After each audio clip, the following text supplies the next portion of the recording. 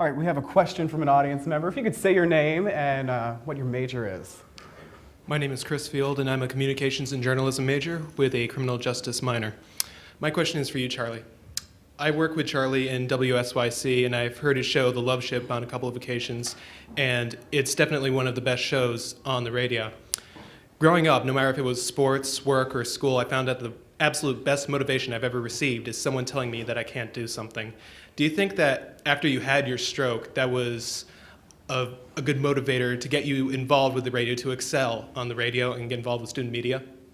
Well, radio was something that I always wanted to get involved in ever since I was a child. So I went to a broadcasting school before I got to Shippensburg University.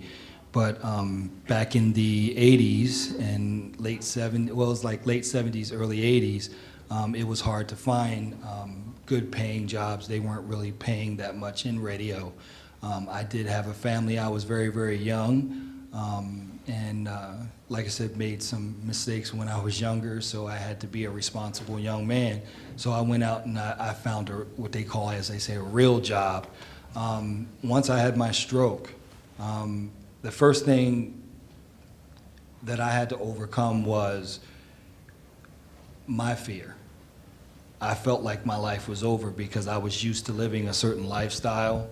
I was used to making a certain amount of money. I knew I had responsibilities. I didn't know what I was going to do next.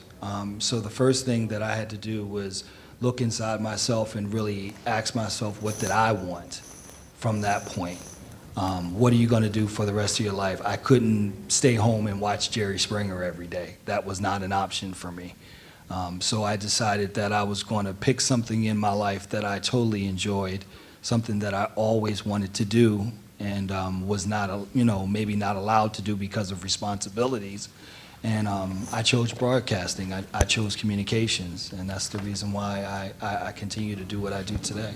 Charlie, I want to ask you a question. You know, as the lieutenant was saying about the difference she's noticed as time went on about diversity. You know, you're a non-traditional student. When you were, say, most of our audience's age, compared to today, what kind of differences have you seen firsthand among college kids, students? Really, I think there's more of a free spirit, now than it was. I mean, we all were really caught up in trying to, I think back in the 80s when I got out of high school and started school as far as a college, we were trying to identify ourselves. Because I was into like the hip hop era when hip hop first came out and everything like that. So that was one of the things that was trying to be established at that time. Along with, there was a lot of drug dependency during that time, during the early 80s and stuff like that. But as opposed to now, there's more, just free will of thought and more acceptance to different things as it was back then. Interesting.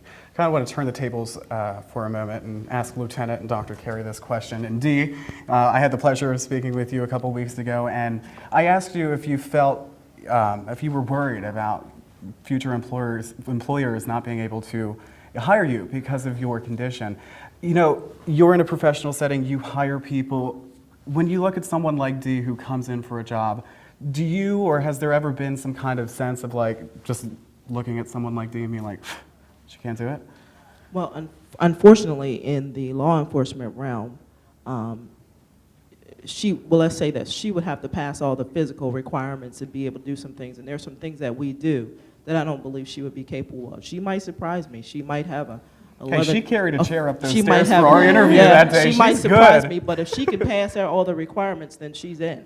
Doesn't matter. Yeah. And that's the thing. But I tell you what opened my eyes when I watched her segment was some of the things and some of the card readers that we have around our building that I'm in. As soon as I get to work, first thing tomorrow, I'm going around to every last one of them, and I'm going to ensure that someone of her stature would be able to reach them.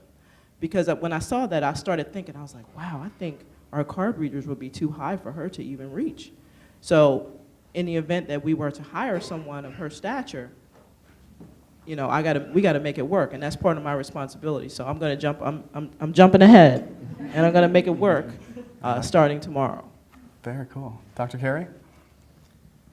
Back in 1990, they passed the Americans with Disabilities Act, and it has been really important in making changes for people with disabilities. But what we actually see is that employment rates haven't gone up as much as we would expect. And so there's still a lot of stereotypes, there's still a lot of ideas that people with disabilities don't fit, don't do it the way we expect people to do. There's a box that we want people to fit into, and if they don't fit into that box and they need to do something a little differently, there's not always the accommodations out there. So again, I think people have a right to worry about what the picture looks like. I don't think we're at equal opportunity yet. Do you think But- we're closer than where we were before, say, 20 years ago? Yes, I do, because there are laws on the books and there are rights, and people can articulate that they have those rights, and that's really important. But I also think what happens is the discrimination gets more subtle. And so people know now not to say, oh, I can't hire you because you're like that. People say, you're not qualified, right? And so they change the picture, but the outcome can often be very similar and in a way harder to fight. So I think we are, we're definitely progressing in the right direction by raising awareness, but employment situations really do have to improve still. Okay, Dr. Carey? Dee? I do agree with you both. It's on, you're good. Lieutenant, as I was talking to Kyle in my interview, I did stress that obviously the physical end of jobs I wouldn't be able to do. I wouldn't be able to do a construction worker job or... Well, so much for that house you promised me, man. But I do find now, even going on interviews for after graduation, that I really feel like employers will remember me because I am different. And if they have 100 people out of average height that interview, some of those could just get washed away or mixed up, and they all look the same. And I come in with one heck of a portfolio, and I'm give it to them. They're going to remember who I am, and kind of hoping to keep that optimism as I start applying for jobs. Very good. All right. We're going to take a quick break right now. We got a comment on our Facebook page about including the members of our LGBT community, so we're going to fix up the panel right here, and we'll be right back.